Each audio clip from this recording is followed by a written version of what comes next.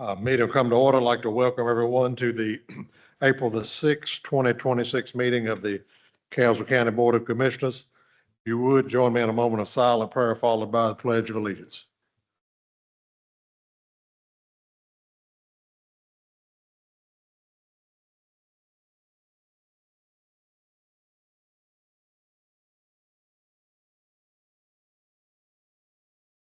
Amen. Pledge allegiance to the flag, United States of America, to the republic which stands one nation, under God, indivisible, liberty and justice for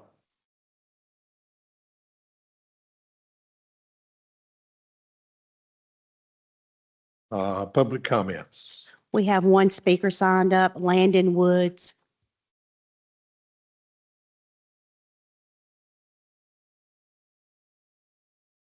Good afternoon. Apologize for not coming well dressed. I just got off work and I've been helping my dad move and vaccinate cows today, which leads me into what I wanted to say. I don't know how anybody makes a living as a farmer. Commissioner Yarborough, I know that you do. It's a very tough way of life. I rode by a gas station yesterday. Diesel is $6.14 right outside of Rockingham County on 29. And a lot of the people in Caswell County have to go elsewhere for employment. I know that that's no secret. The burden has been pretty heavy on people lately. And I know it's that time of year where we talk about budgets and things like that. I just want to put forth my opinion, my thoughts and concerns about trying to keep the budget as slim as possible so that we can alleviate the tax burden off of the taxpayers. And I know that the majority of that is spent by individuals rather than companies and corporations. With that being said, I've got about 15 employees that for the past 3.5 months until 2 weeks ago have been volunteering at churches, nonprofits, because we are absolutely dead in my business from December until March. So if there's any way that we can help out, anything that needs to be done as far as winter maintenance, if you just need people, if you need mulch done, if you need anything at all, I would love to be able to volunteer labor so that we can keep it as slim as possible. Thank you.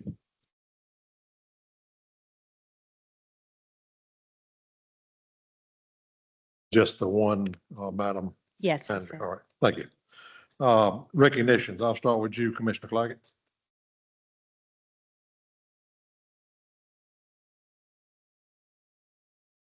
Yeah, I'd like to recognize county staff with the expedience displayed regarding the upgrading of the 9/11 center's infrastructure. Commissioner Ingram. Commissioner Rose. Commissioner Smith. Yes, sir. Just one thing. I'd like to thank the Board of Education for the time extended last week to review some of the school projects, the Civic Center, the 9th grade building, and Oakwood. And then later we had discussion about the involvement of the $19 million investment that the state is allotting to the county. So thank you. Commissioner Totten. No. Mr. Holt. I'd like to recognize the Piedmont Community College Board of Trustees and its new president, Dr. Kevin Lee, on March the 20th. I was fortunate to have the opportunity to represent this board as well as Caswell County at Dr. Lee's installation ceremony. Everyone there spoke very highly of him, and I think we as a county, along with Person County, are very fortunate to have Dr. Lee leading the college. Again, my sincere thanks to the Board of Trustees for finding such a capable individual to lead the college. Consent agenda, which consists of tonight's meeting agenda and the minutes from our meeting on the 16th, the 14th, our budget retreat, and on the 5th of March, the joint meeting between the board, Yanceville Town Council and Milton Town Council. Any corrections or additions to those minutes?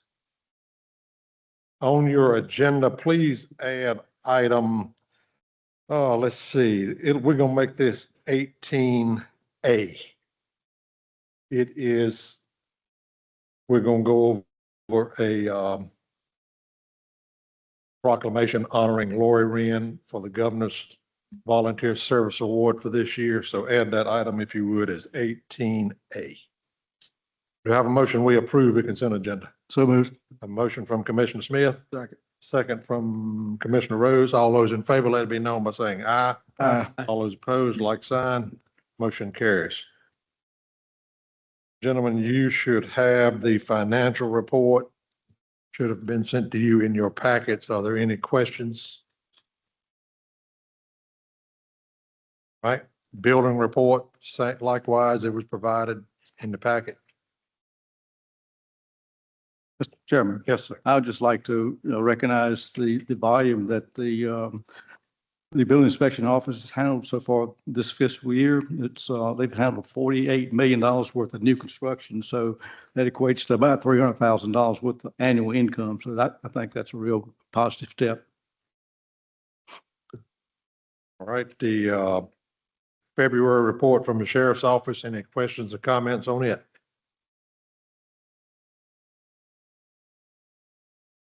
You have economic updates from Mr. Bowman. Mr. Bowman, you have anything to add?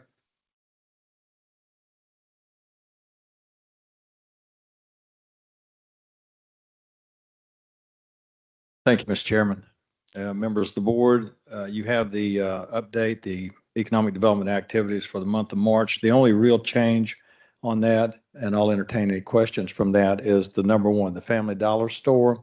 Unfortunately, that's going to be off the table now because the buyer there, he was good. He had his finances and everything, but unfortunately, the hardware company that he was franchising, excuse me, was not willing to go along with the location. So he said he's going to still try, to put something together for Yanceyville, but unfortunately, that Family Dollar will not be the place. Okay. The rest of that there, if you read it and you got any questions, I'll be glad to answer any of those. Any questions for the economic development? Mr. Chair, Yes, sir. Yes, sir. I have a few. Refreshing to know that attention was paid to my questions regarding economic development during the March 16th meeting. In your notes, sir, you mentioned sliding scale cost estimates from Dewberry. You be a little more specific. I handed out before your retreat. I passed that on to the county manager. Did you not receive that? And have you all got that in front of you? Have you seen it? What are you referencing to? The Dewberry cost for doing the industrial park out there, the numbers that were. I know that we included what you sent for the signs No, there for, Yeah, there was I passed that along and was hoping You that. mentioned discussing possible grant opportunities with Cherokee Tobacco representatives regarding construction costs. Right. Are there any other possible grant opportunities available for the county as a whole? That I'm not sure. Those are things that would have to be researched, and the Tobacco Commission would be our go-to, the Golden Leaf. Coordinating with a website designer to discuss updating the county webpage. Is this updating the current webpage or a new webpage regarding layout, design, and cost? This is supposed to happen the first week of April, and here we are. The current economic development page hasn't reflected any economic development commission minutes since March of 2025. The Caswell County Economic Development Incentive Policy currently on the website hasn't been updated in 8 years. Last July, you told this board you would prioritize a marketing plan, website upgrades, and developing infrastructure on the shelf so the county can respond to prospective employers.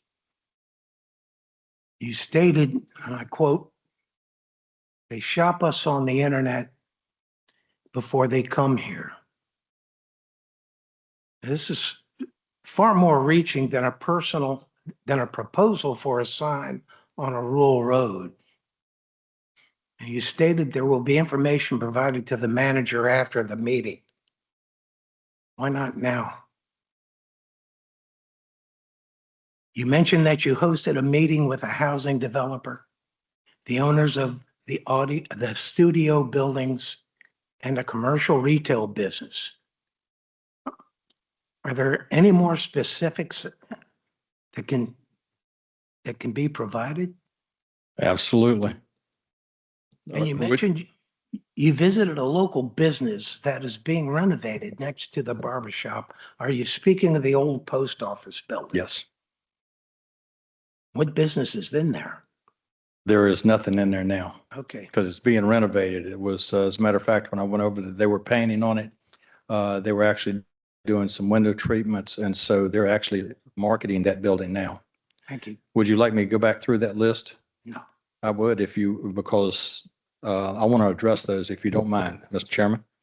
Go ahead. What Mr. Claggett brought up here, I have a project proposal here. It hasn't passed on to you. I met with a website designer Friday. Her and I sat down, we went through this and what we'll do, and I've already passed it on to the county manager. She'll have a look at this. The county attorney has it. I sent it to him this morning because it was Friday that I met with them. They have a very comprehensive proposal here to do the entire website, not just economic development, but we spent about 2.5 hours together going through that. So I have a hard copy proposal here if you'd like to take a look at that, but the county manager will be getting that to you in hard copy. Also, Mr. Claggett, you mentioned, what was it you mentioned there about a marketing strategy? I took the old strategy that was done by one of the consulting firms, Crystal Morphus, I think was her name. She did this for you a few years ago, and I'm not sure how many thousands of dollars you paid for it, but I've already started the marketing strategy here, and you should have a rough draft of this probably by the May meeting. And it'll be a rough draft, but it'll be something that you can actually put pen to paper on, and you can make any kind of changes that you want to with that. What was the other thing that you had? There were a couple others I believe you brought up there.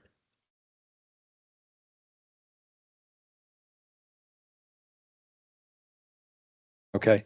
While he's making notes there, I also passed out the economic development, EDPNC, Economic Development Partnership North Carolina Spring Conference, which was held in Greensboro. There were a number of good speakers there this year, but one of the things you've got this in front of you, so I would recommend you take it with you, read it. If you have any questions, please give me a call, email me. But one of the things I want to point you to is on the third page, Senator Tom McInnes. He's the one that was not the keynote, but a significant speaker there. And I highlighted a few things there about the importance of advocating for your locality and how to speak to the legislators on things that you want done, that you'd like to see done. And he was a very strong, very forceful, and was able to get his point across. So if you'll take those comments and take a look at those, and again, if you have any questions, I'll be glad to address those. And also what the keynote speaker put out there at that meeting also. So these are your notes to take with, do as you like, but read those. And again, if you have any questions, please let me know. And the last thing I want to mention is, well, a couple of things here on the economic development activities. I met with the economic development director over in Rockingham County. I spent a couple of hours with her last week because we did reconnect while we were at the EDPNC meeting. And we're sharing some information on what they're doing over there in Rockingham and what we can probably do here in Caswell as a neighbor. I plan on meeting with the Person County Economic Development Director within the next couple of weeks. Also, I want to thank the chairman for hosting and inviting me to the meeting with Senator Ted Budd at his location a couple of days ago. We did three priorities for the county. I knew we didn't have a whole lot of time, but I think he shared them with his staff, and he walked away with those. And those three priorities are, and I'll give them to you quickly: industrial site readiness and infrastructure development, And it specifically says Caswell County currently lacks full shovel-ready industrial site capable of attracting modern employers. The second one is rural broadband expansion. And the third one is workforce development and regional collaboration. So those were the things that were the takeaways. I know he had limited time and he was there really to talk to the farmers, but we were able to get in front of him just briefly and share this with him. So he's taken this back to his office in DC, and hopefully down the road, we'll be able to tap into some resources for infrastructure. That being said, that's my report. I'd also like to add that I know Mr. Bowman and I are going to meet on the 28th. We're going to spend a couple of hours together so we can connect and kind of get on the same page. I've appreciated his patience, but I have been juggling a lot of different things, but we have went ahead and put some time where we can meet together. One note, I've had some conversations with some folks that are closely tied with the Gold Leaf Fund. They're telling me that Caswell should be eligible for some pretty good money if we play our cards right and get the grants requests written up like they should be.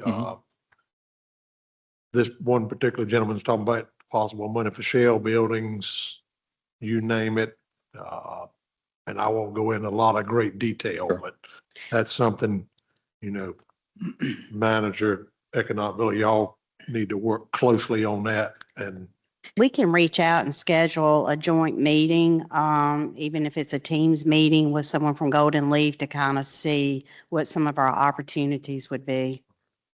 thank you. Any other questions for the economic development? One other thing, Mr. Chairman, we had a brief conversation about a month ago about looking into having a Caswell County IDA and the advantages of having IDA to companies like Cherokee if they were, trying to get grants and so forth. So I'd like for you to, if you would, to look into that further when you have a chance and let us know whether it's even feasible for our county. How much detail would you like on that? I guess basically what it would cost us and what it would involve. Okay. I know what it can do for us, but Right. we didn't know what it's going to cost us. Okay.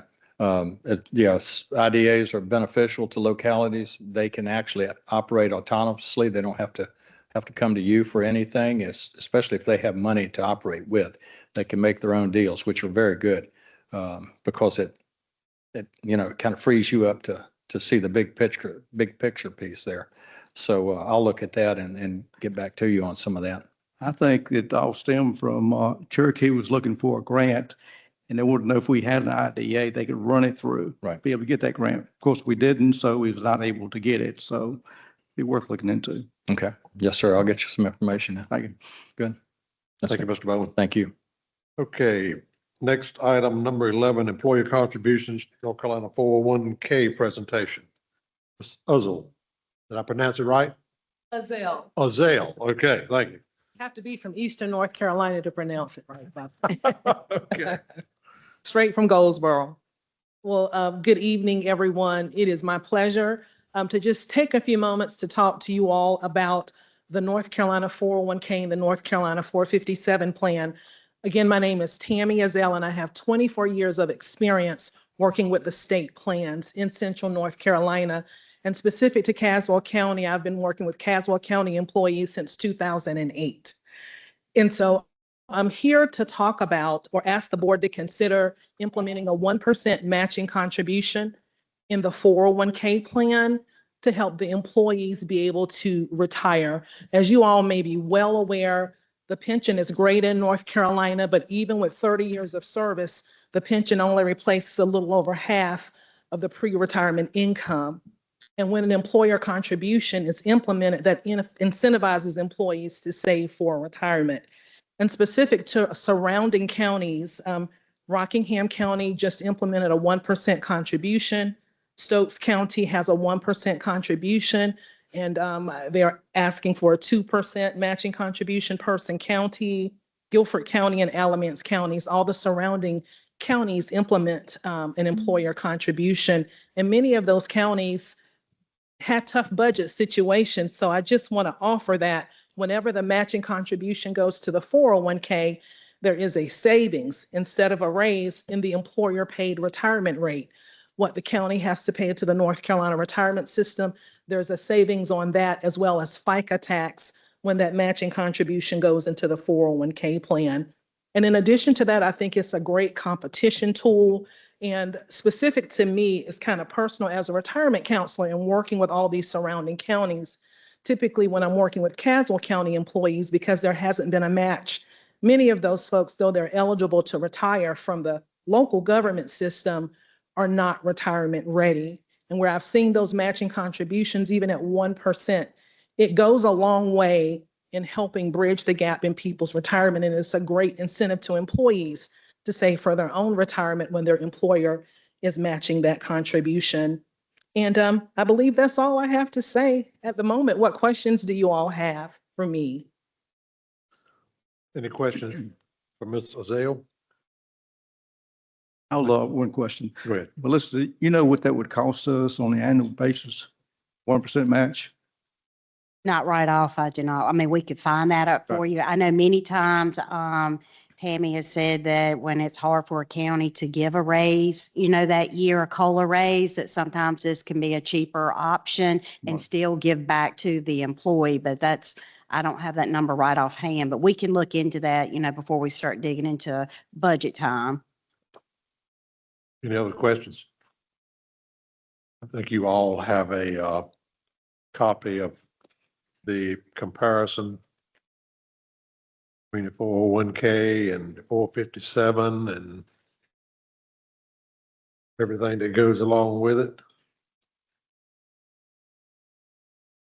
No questions? Yes, sir. Interim county manager, have the county had a match before like No. this? Okay. Yeah, this is, we do not offer it, but I know all of our surrounding counties are participating in this, at least 1% and some higher. This would just be a great, to give back to employees and for retention and recruitment, especially since all of our neighboring counties are participating. Thank you. Any more questions? Not, yes, sir. This would be more so for county manager. Do you know exactly how many people we already have that's invested in a 401k program? I do not, but I can, between payroll and HR, we would be able to find that information. I think Ms. Uzel may have. I do. You- I have an Okay. employer wellness report that tells the number of employees, how much they're contributing, what their participation rate is, and I can send that to you tomorrow, Okay. All right, Melissa. great. Thank you. And then if we get the salary expense, I can actually run a spreadsheet where I can calculate the savings of a 1% match in comparison to a raise to just show that savings in the employer paid retirement rate and Social Security FICA tax. Thank you. Any other questions? Mr. Chairman, Yes. you said that in participating in this, it cuts down on the retirement as far as the state. How does that work? It's just a discount for participating, doing an employer match on that employer paid retirement rate. Okay, so it takes the retirement contribution that we would be making or the county would be making, it would drop that number. Yes, it discounts it. And if you look at that brochure there, it gives a specific Mhm. in terms of what the discount percentage could be, as well as it shows the discount so far as the Social Security tax when compared to a raise. And then what I have seen, I'll just give you a prime example. Even though the city of High Point is much larger and even Rockingham County, it took a really long time, but once we presented the savings and then the employees expressed the interest, it's been an overwhelming success and a great retention tool, again, because all your other local governments do some kind of employer match in the 401k and in some instances also the 457. Right. Do we have anything in here that shows the overall savings to the county if we were to, if there's up that? Not specific to the county, but if you'll look at that brochure Mhm. that shows the advantages, it just shows you how the breakdown is calculated in times of a raise. Madam Manager, how could this board see something that would show the overall I guess, cost savings to the county if we were to participate in that? How would we go about seeing something like that? I'm assuming, Tammy, if we could get some of the information that you would need from us, then we would be able to put something like that together. So probably you and I Absolutely. need to have a conversation, and I can get in touch with you and see what additional items you need from us to be able to get these answers. So I just need the salary expense for the county, and I already have a spreadsheet that can do the calculation for the savings specific to the county. And I have another spreadsheet that can give you a breakdown of the participation percentages currently in the 401k and 457. So that's not difficult at all. Okay. Love to do it. Thank you. Any other questions? Thank you, Mrs. Zale. All right. Thank you all. Have a good evening. Yes, ma'am, you as well. On to item 12, the CATS Title VI policy update. Ms. Pascal.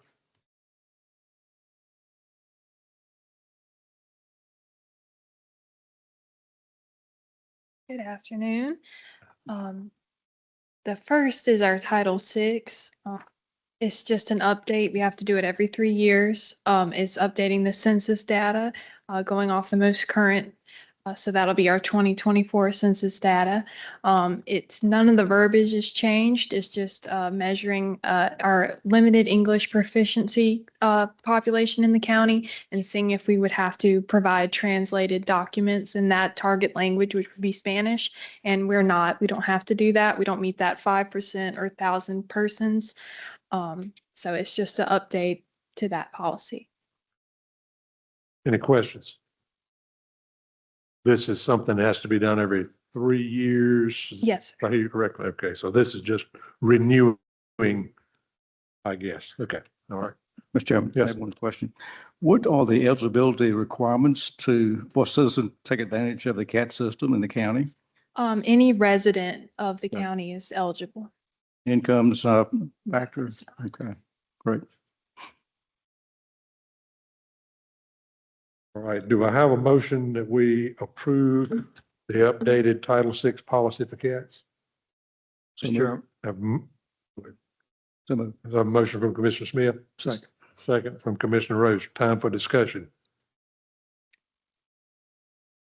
Hearing none, we'll proceed to vote. All those in favor, let it be known by saying aye. Aye. All those opposed, motion carries. Okay, item 13, the CATS procurement policy update. Ms. Pascal. It's very similar to our Title VI, only this was last updated in 2018. They just changed some spending thresholds that are requirements to IMD and NCDOT. And it also updated language. We used to have to meet requirements for disadvantaged business enterprises or DBEs. They removed that language from the document. It's just an update so we can stay in compliance. All right, any questions?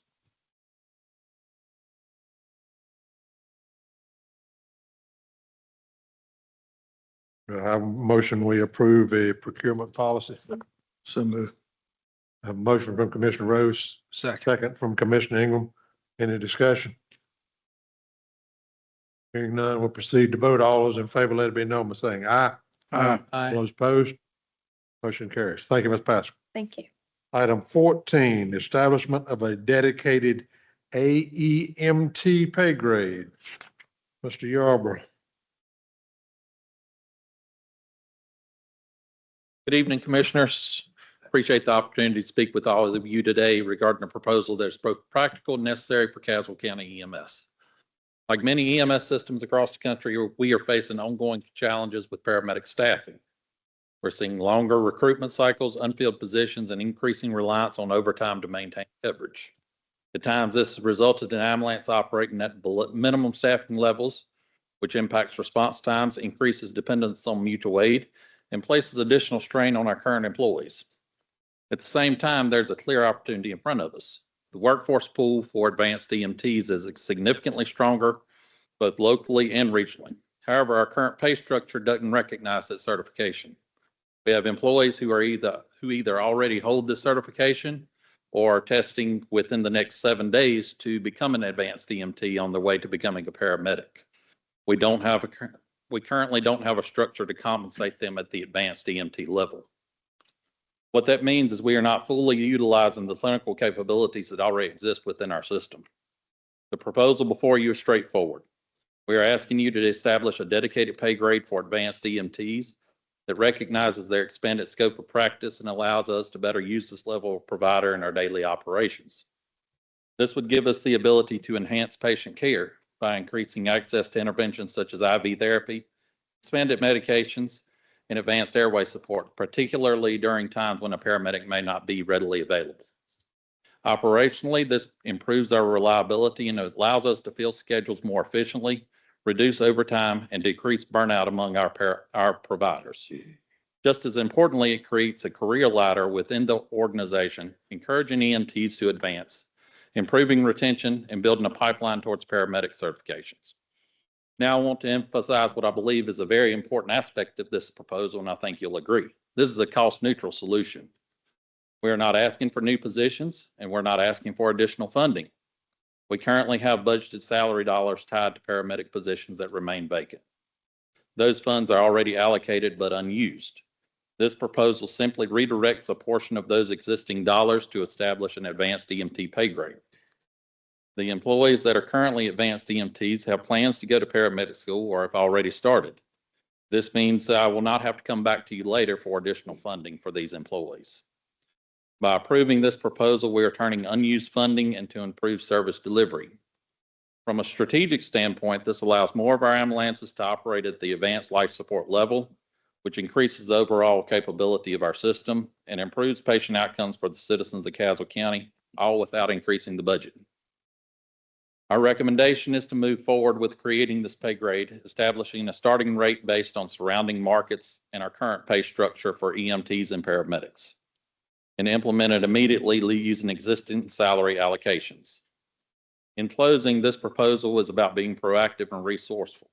It strengthens our workforce, improves patient care, and maximizes the dollars that have already been entrusted to us.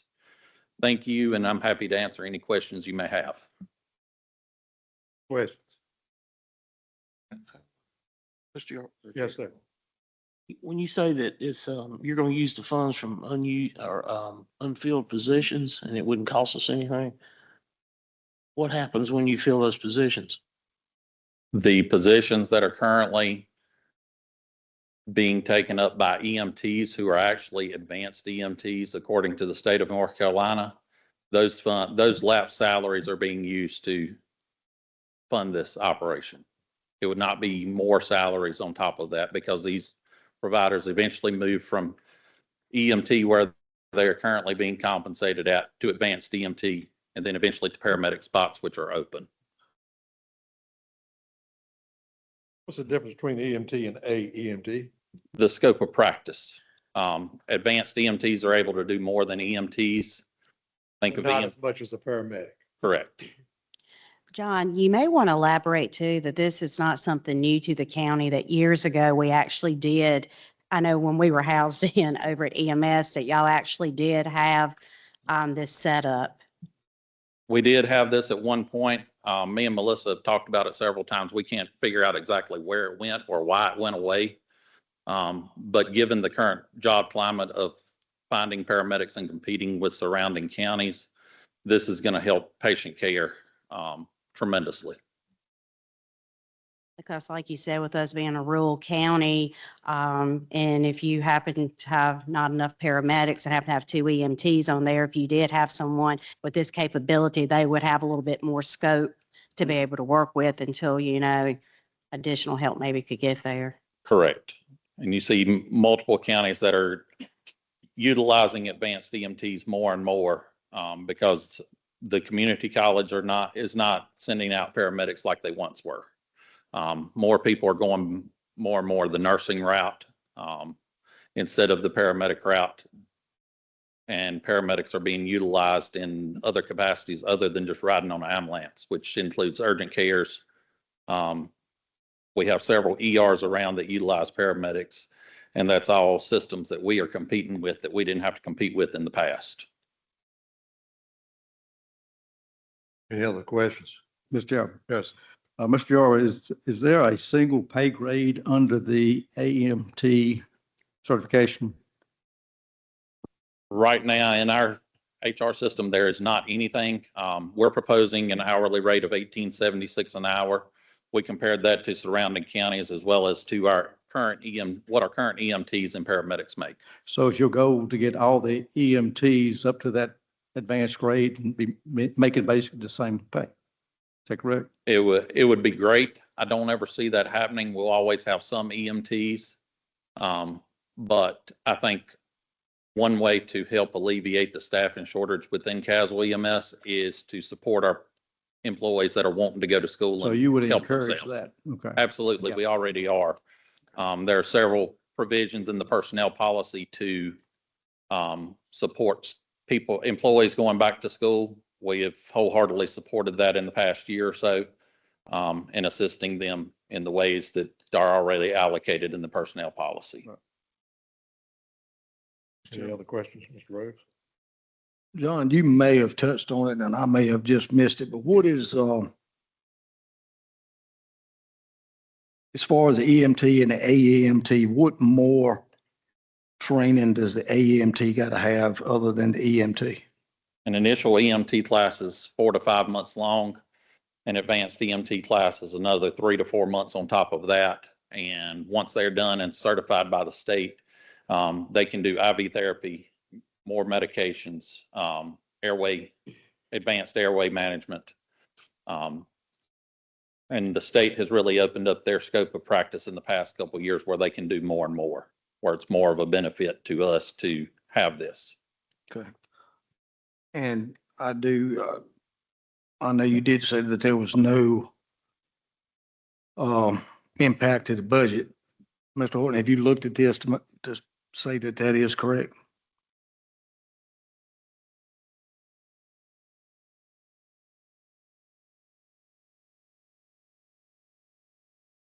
Any other questions? Yes, sir, Mr. Chair. Yes. Mr. Yarborough, how many staff do you have? I mean, how many employees? I'm sorry. Currently have 30 positions right now, 30 full-time positions. We also have about 10 part-time positions that are currently filled. And we've got 4 openings currently.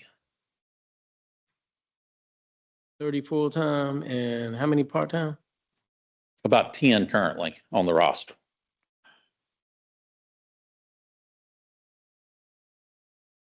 How many vacancies? 4. Thank you. Yes, sir.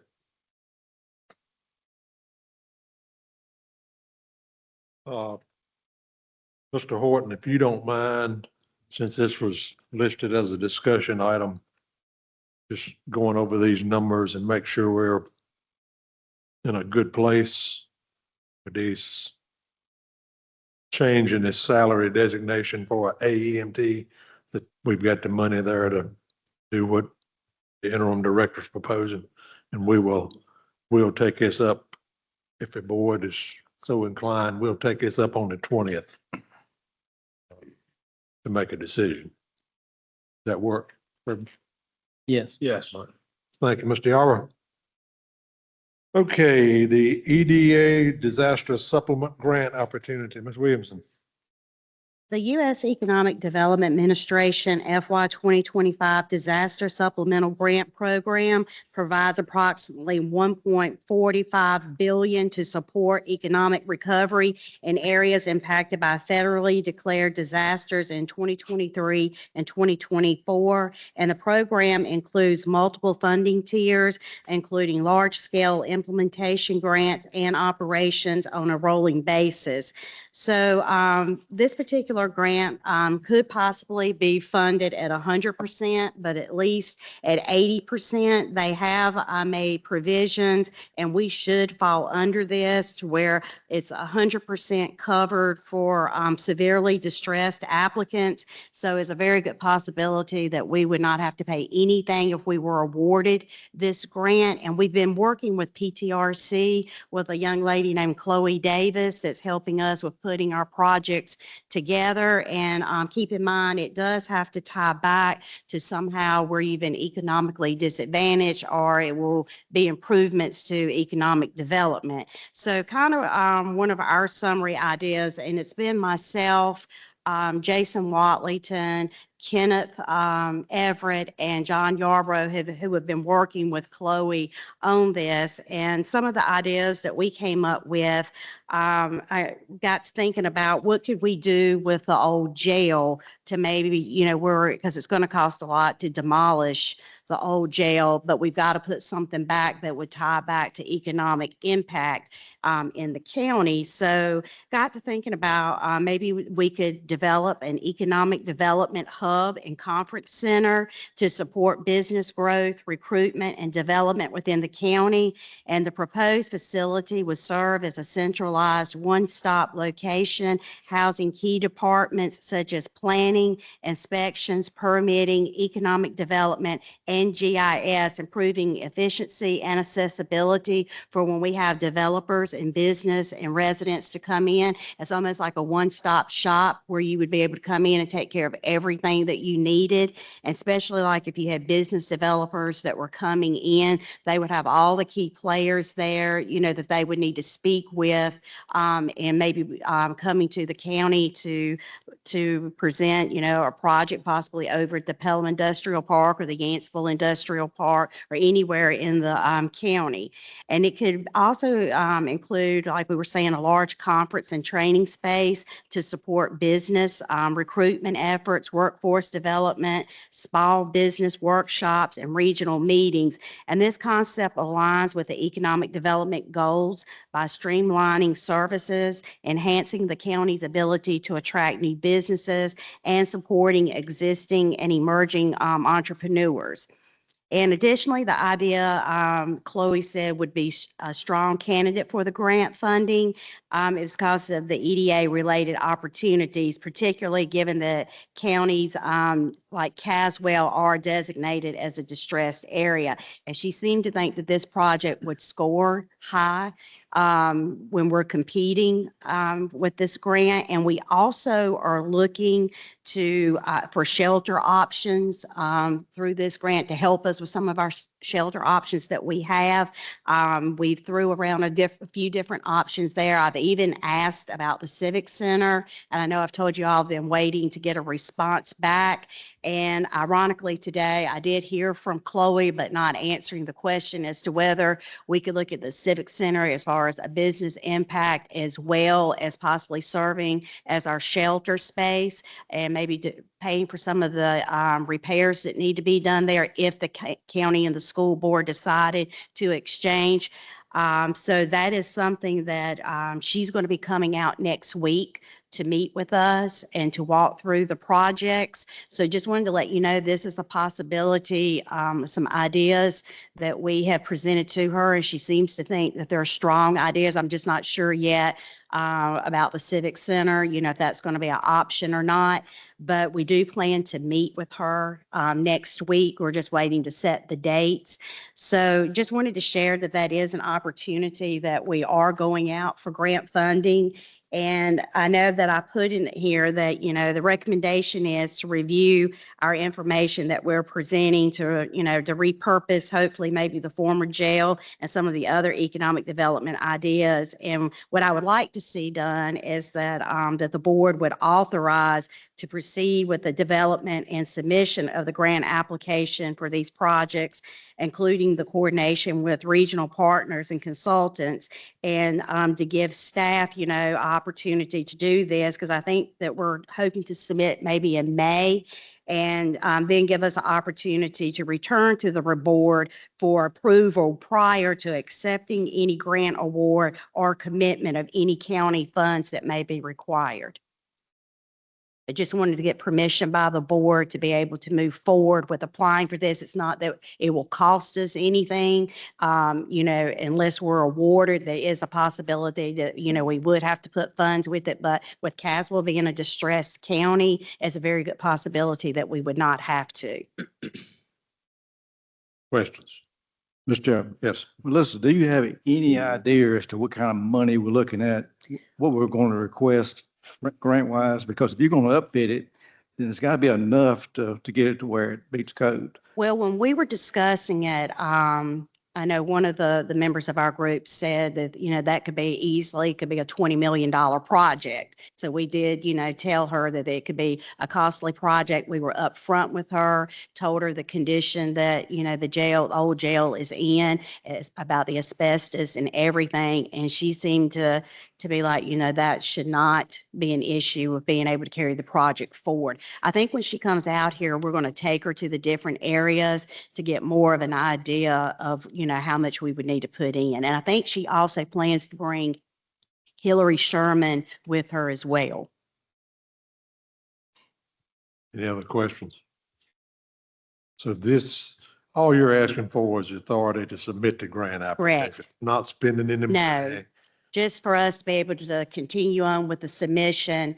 And then of course, if it were awarded, we would bring it back just like we do with all grants before the board for the acceptance. And if it did require a match, that would be at that time we would discuss it. But Chloe said with us being a distressed county, she really thought that we probably would not have a match to put with it.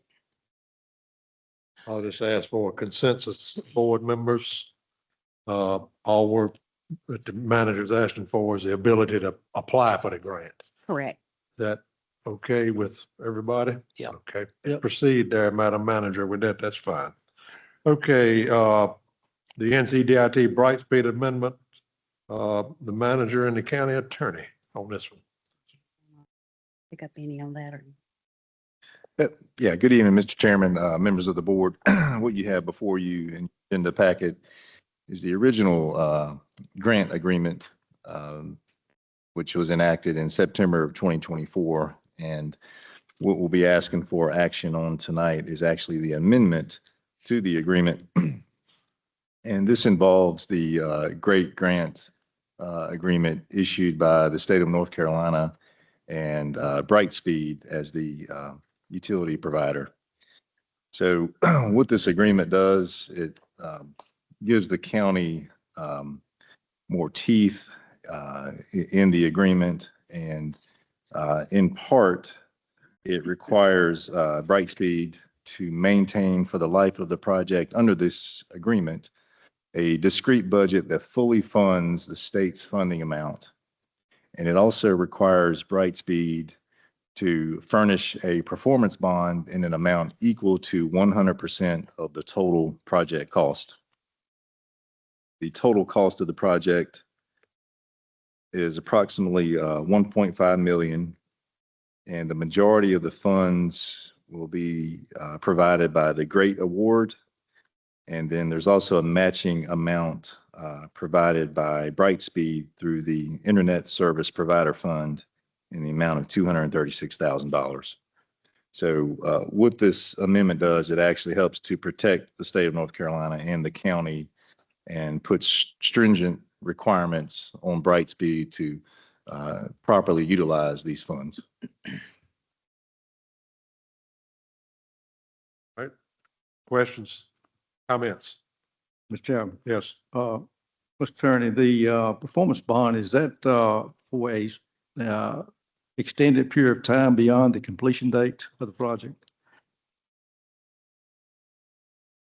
Commissioner Smith, it appears to be a performance bond in an amount equal to 100% of the total project cost. And to answer your question, I do not see a timeline in here. But Commissioner Smith, the board could certainly add language in here to provide a certain deadline. Because if it ends at the completion of the project, a whole lot of times you won't know 60, 80, 90 days down the road if we have a problem or not. Right. And I know I'm not picking on anybody, but Spectrum has done a lot of work around Yanceyville, and they hit a lot of sewer lines and things. It's been really difficult to get them to come back and repair those on a timely basis. Well, that's a very good point, Commissioner Smith. And if there's a timeline that you or the board have in mind to keep the bond in place, I think we could certainly modify the agreement with those terms. Didn't the original agreement have a timeline? Because I think they all have a on for when they, but that, I know this one's very thick.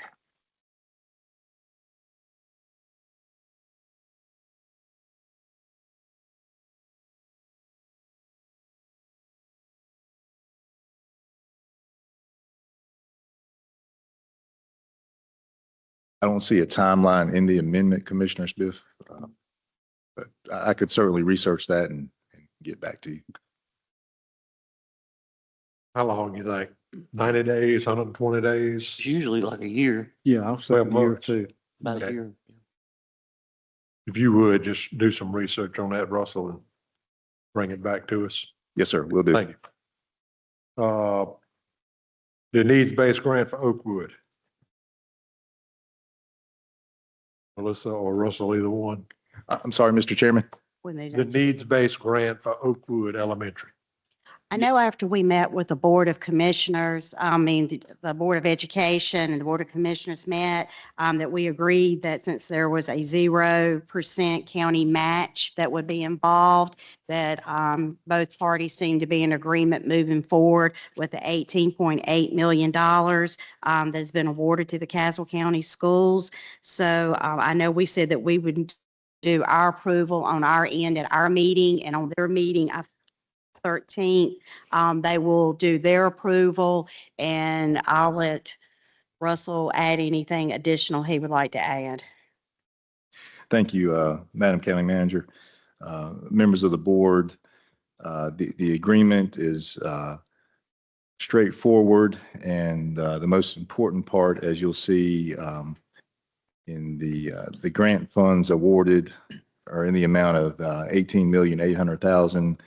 And there's no local funding match. You'll see in that line item, the dollar amount is zero. And in researching the North Carolina general statutes, more specifically, General Statute 115C dash 546.12,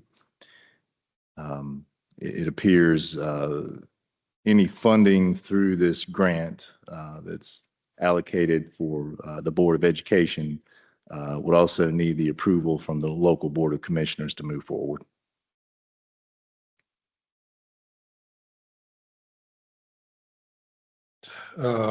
Any questions?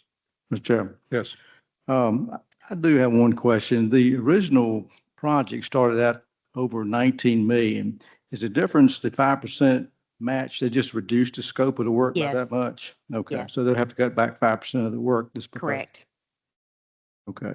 And I'd just like to go on record saying, it's school board's money, but I think it's an awkward procedure they went through to award that contract without taking bids. I'm not familiar with that type of bid procedure where they select somebody and let them be the designer, the construction manager, the general contractor, and the subcontractor, all one company. I'm sure it's lawful, it's just awkward. Any other questions? Mr. Chairman, Yes.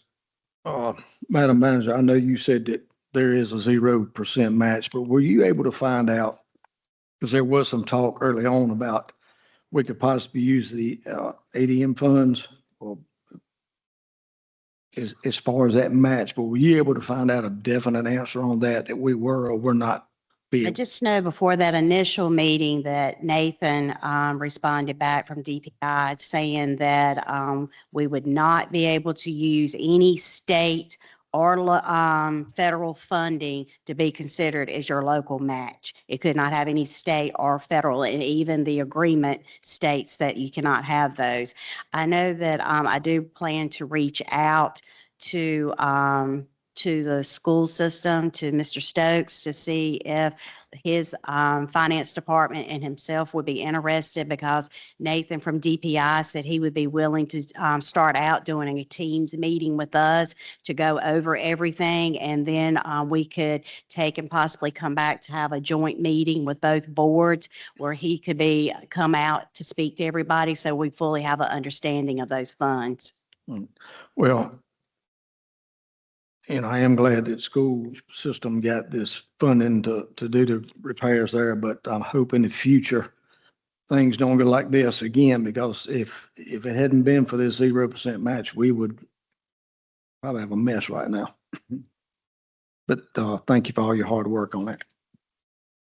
Any other questions?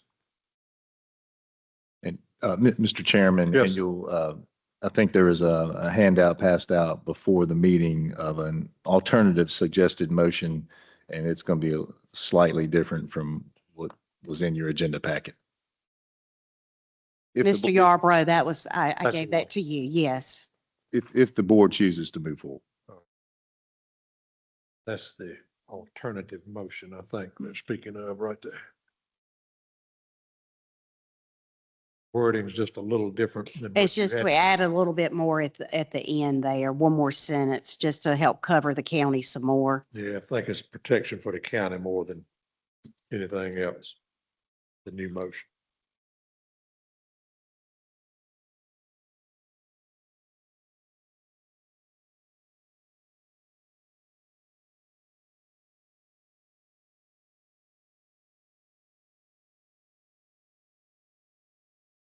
Gentlemen, if y'all would like to just view that quickly.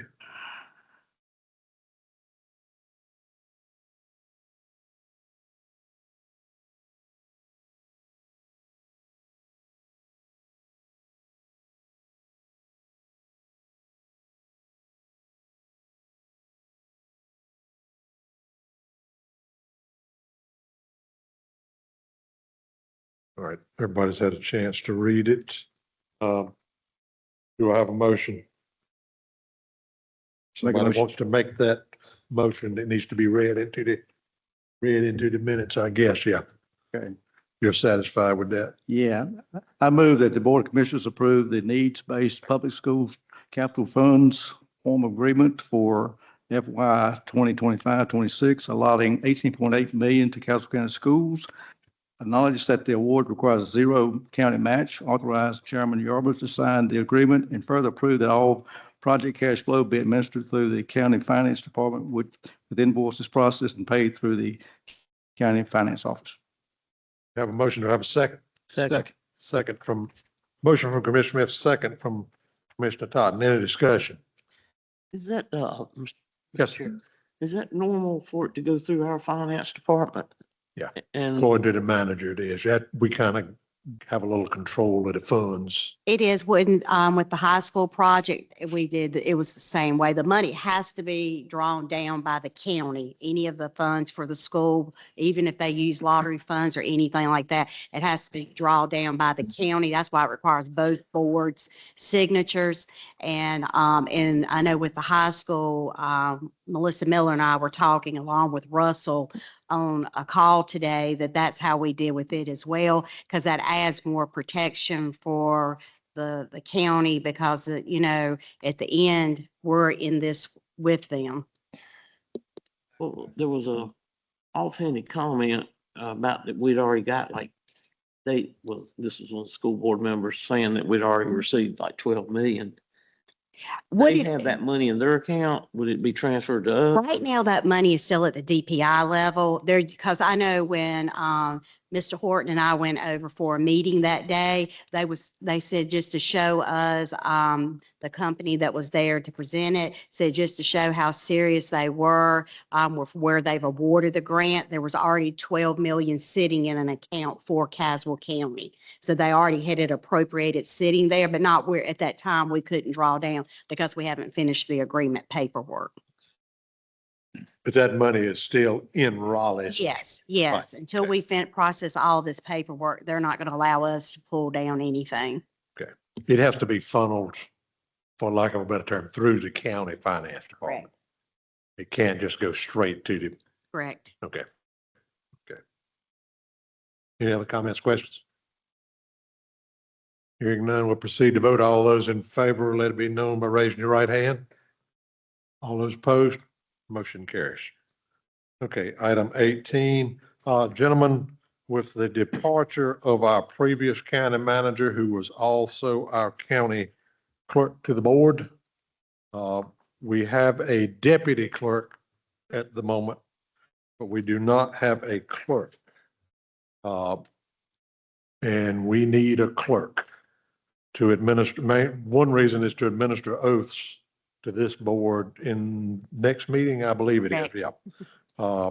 So the chair will entertain a motion to designate Melissa Williamson as interim clerk to the board. So move. I have a motion from Commissioner Claggett, Second. second from Commissioner Ingram. Any discussion? All those in favor, let it be known by raising your right hand. All those opposed, motion carries. At this time, I will administer the oath of office to Ms. Williamson.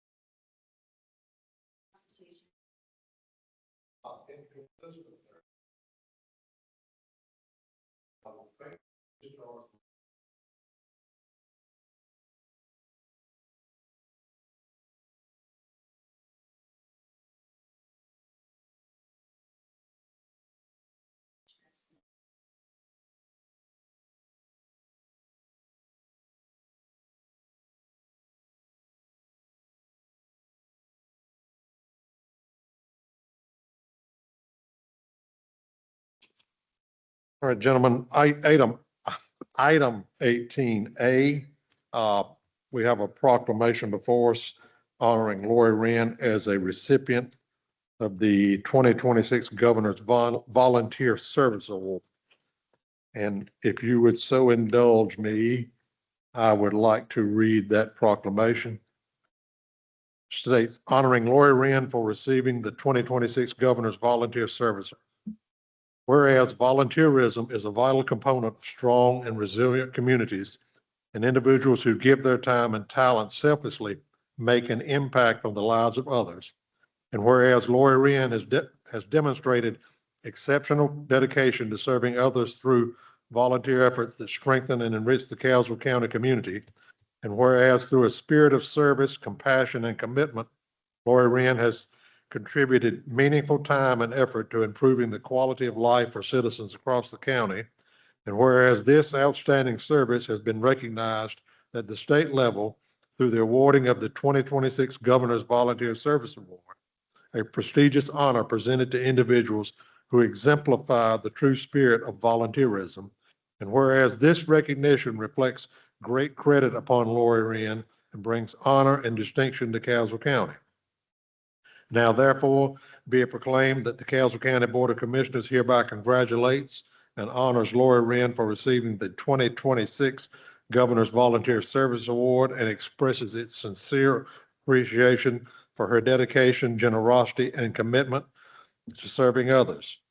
Be it further proclaimed that the board encourages all citizens to recognize the value of volunteer service and to follow the example set by Lori Wren in contributing to the betterment of our community. Do I have a motion we approve this proclamation? So move. I have a motion from Commissioner Claggett, Second. second from Commissioner Ingram. All those in favor, let it be known by saying aye. Aye. All those opposed, motion carries.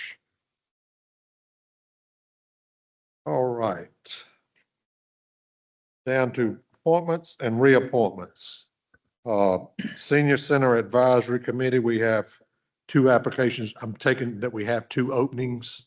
Correct. We have at least two. Okay, we have at least two on the Senior Center Advisory Committee. David Owen and Lorraine Pruitt, which would both be new members. What's the pleasure of the board? I'll make a motion. I have a motion from Commissioner Ingram to approve these two. Do I have a second? Second. Second from Commissioner Rose. Any discussion? All those in favor, let it be known by saying aye. Aye. All those opposed, motion carries. All right, reports and updates. Madam Manager, we'll start with you. Just wanted to update the board that we are in the process with the social media policy, reviewing a draft. So a couple of us are reviewing that. this week. And then we hope to be sharing that as well with Russell, Mr. Johnston, so he can review it, and hope to be able to have this on the agenda for our next meeting on April the 20th. And we are, Stephanie Williams has been a great help at helping with the Parks and Rec Committee, researching, and has started a draft of the bylaws, and she is working with Randy at the Parks and Recs, as that was a request at our last meeting. So that work is underway. Just wanted to also announce that next week is National Telecommunicator Week, April the 12th through the 18th. Just like to extend the county's appreciation to our telecommunicators for their dedicated service and the critical role they play in public safety. So if you see any of these workers out next week, be sure that you appreciate them for their service that they provide. And then the last thing that I have is just tomorrow is our big opioid event that we're going to be having here in the county. It's going to be at the Parks and Recs from 11 a.m. to 4 p.m. We're going to have a little bit of everything at this. Flyers were included in your packets, but we're going to be giving out door prizes, have a bounce house, a petting zoo, community resources, fire trucks, I think even the armor vehicle from the sheriff's department, DARE department.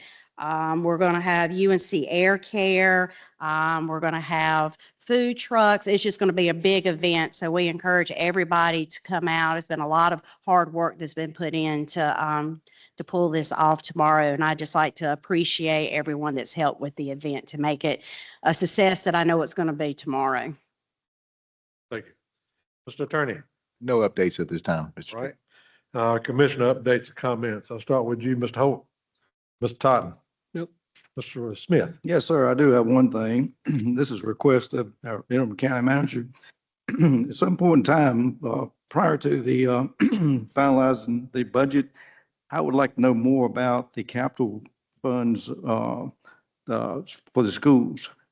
The various pots they are in now, the restrictions in each one, there's a lot of confusion as to which ones we can use and which ones I can't use, and which ones have a match, which ones don't have a match. So I think it's important to know exactly where all that money needs to be in order for us to go forth with the budget. Commissioner Smith, I did reach out to DPI, and they are willing to start out with doing a Teams meeting between our staff and the Board of Education with the superintendent and their staff. I've just got to reach out to Superintendent Stokes to see if he's interested in being a part of that. And I felt like once we got a good foundation for it, they said they would even be willing to come out and speak to both of the boards if we had a joint meeting, and to clarify a lot of the questions, because I told them that we, everybody kind of needed to be on the same page, and we're not. It's a pretty good size pot of money, so we want to make sure we allocate it properly. Correct. So it would certainly benefit me. Okay. Thank you. Mr. Rose. Nothing, Mr. Chairman. Mr. England. Nothing. Mr. Plunkett. I'm good.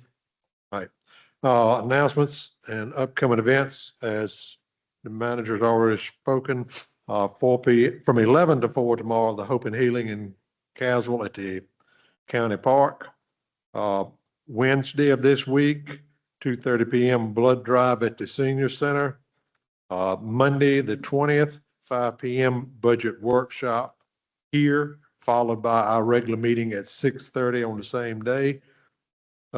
Tuesday, the 21st, Board of Adjustment meeting. Also on the 21st, the Library Advisory Board.